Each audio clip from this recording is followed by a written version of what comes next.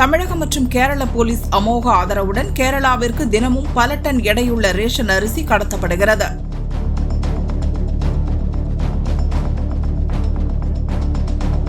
இதற்காக தமிழகம் மற்றும் கேரள போலீஸ் சோதனை சாவடிகளில் கடத்தல் ஆசாமிகள் போலீசாருக்கு கப்பம் கட்டுகின்றனர். இதனால் ரேஷன் அரிசி கடத்தல் வாகனங்களை இரு மாநில போலீசார் இருகரம் கூப்பி அனுப்பிவிடுவதை வழக்கமாக கொண்டுள்ளனர்.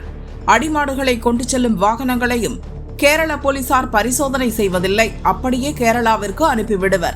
தண்ணீர், உணவு இன்றி பல மணி நேரம் வாகனங்களில் நெருக்கடியாக பயணிக்கும் வாயில்லா ஜீவன்கள் கண்முன்னே வதைக்கப்படுவதை இரு மாநில போலீசார் தடுப்பதில்லை. அதே நேரம் கேரளாவிலிருந்து தமிழகம் வரும் சரக்கு வாகனங்களை கேரள போலீசார் தடுத்து நிறுத்தி தீவிரமாக பரிசோதனை செய்வதை வழக்கமாக கொண்டுள்ளனர். கேரள மருத்துவ கழிவுகளை ஏற்றிக்கொண்ட தமிழகம் வரும் வாகனங்களையும் மாமூல் வாழ்க்கையை நினைத்து கேரள மற்றும் தமிழக போலீசார் கண்டுகொள்வதில்லை. கண் துடைப்பு நடவடிக்கையாக கேரளாவிற்கு ரேஷன் அரிசி கடத்துவதை தமிழக போலீசார் தடுத்து அவ்வப்போது வழக்கு பதிவு செய்கின்றனர். அதன் ஒரு பகுதியாக தேனி மாவட்டம் கம்பம் ஊத்துக்காடு சாலையில் சென்ற மினி லாரியை உத்தமபாளையம் போலீசார் நேற்றிரவு சோதனை செய்தனர்.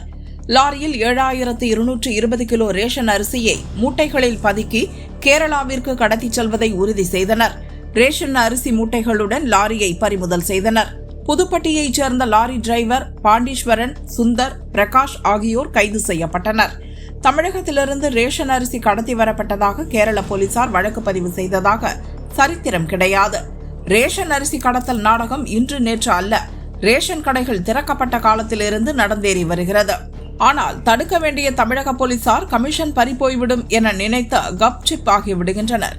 இதனால் கேரளாவிற்கு ரேஷன் அரிசி கடத்தல், கேரள மருத்துவ கழிவுகள் தமிழகத்திற்கு கடத்தல், கேரளாவிற்கு அடிமாடுகள் கடத்தல் என கடத்தல் நாடகம் தங்கு தடையின்றி தினமும் அரங்கேறி வருகிறது.